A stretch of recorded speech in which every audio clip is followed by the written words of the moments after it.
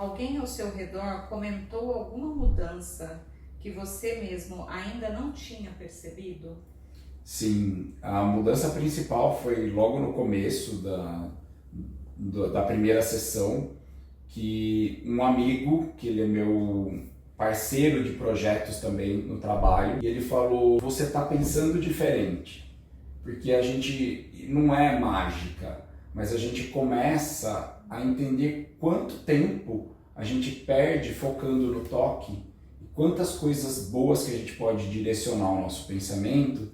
E aí, até o toque, a pessoa que tem o toque tem um perfil um pouco mais rígido, mais controlador, que não quer muitas mudanças, porque a mudança pode gerar um sofrimento.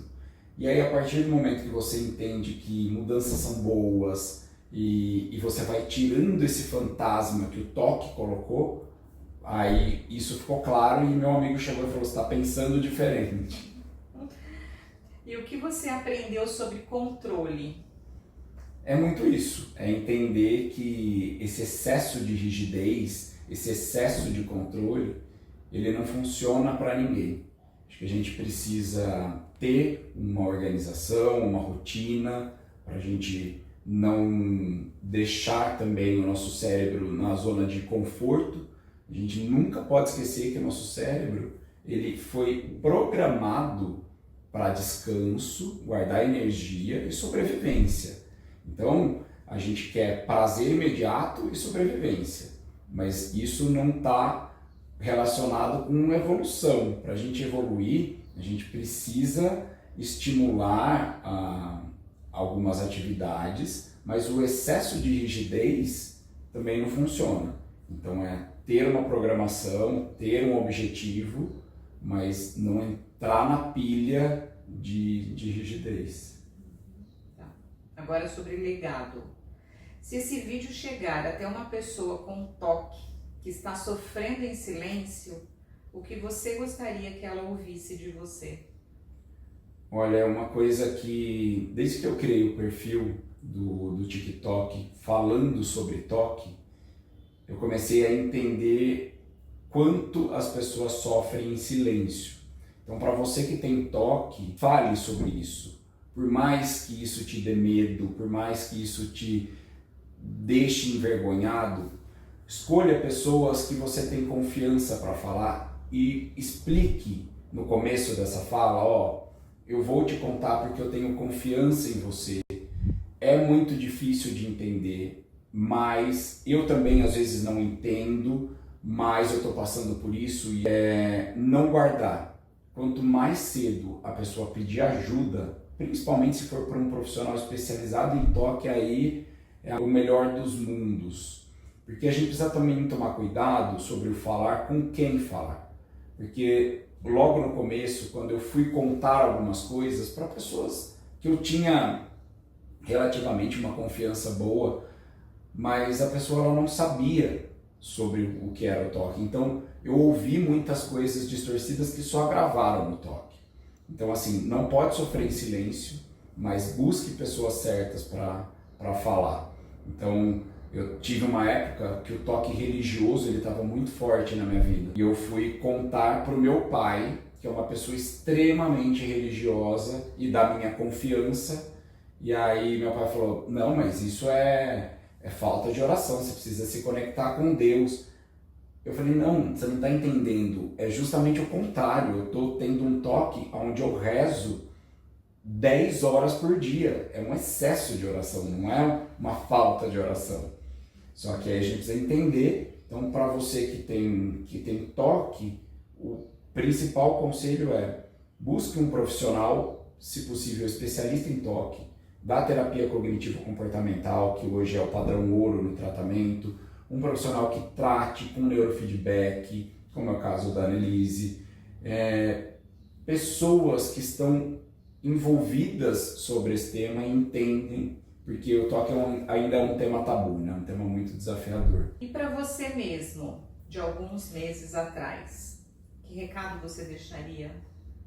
Vai com calma, não se desespere, não queira mudar o que anos o seu cérebro construiu de distorção não espere mudar de um dia para a noite, porque a gente também tem isso de achar que amanhã eu acordo sem toque, amanhã eu não vou ter nenhum tipo de sintoma. Não é sobre isso. Então, falando para o Luciano de um tempo atrás, fica calmo e vai um pouquinho por dia. É uma construção, é um dia após o outro. E agora que você vive de outro jeito, qual a parte da sua vida que você reencontrou? Eu me reconectei com o Luciano criança. Por incrível que pareça, eu acho que todo esse tratamento do neurofeedback, ele foi fortalecendo um reencontro.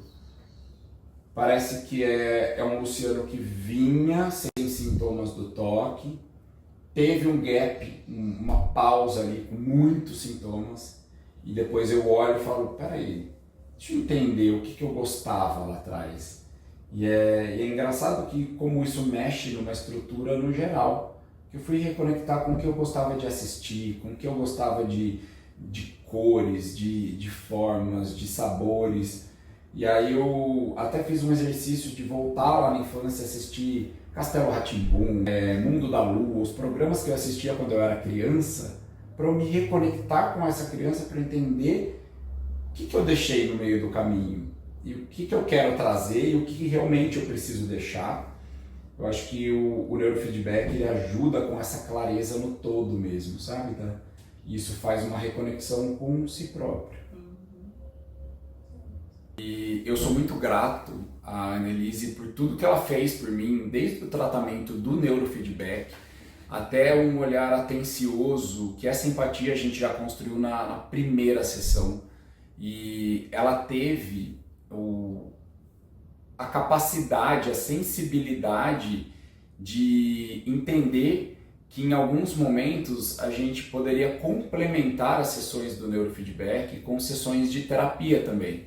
Ela falou, Luciano, eu acho que é importante a gente conversar um pouco, você falar, além de todo o processo do neurofeedback, você trazer as questões para a gente ir trabalhando em conjunto. Então, essa sensibilidade fez total diferença para o que eu sou hoje. Hoje eu tenho um estilo de vida que eu mudei completamente em relação aos pensamentos. Eu entendo que os pensamentos eles vão vir, principalmente em momentos de mais ansiedade, em momentos de mais estresse. Os pensamentos intrusivos, os pensamentos do toque, eles vão vir, mas a questão é não esperar que eles não venham, e sim entender que quando eles vierem, eu já sei o que eu faço com eles, né? Eu ignoro, eu deixo esses pensamentos passarem e não fico lutando contra eles. E isso foi da percepção da Annelise, que veio e falou, vamos deixar, não luta para tirar os pensamentos. E a questão dos hábitos também, exercício físico, um sono de qualidade. Várias vezes eu chegava aqui e falava, eu já entendi que para mim é importante 8 horas de sono.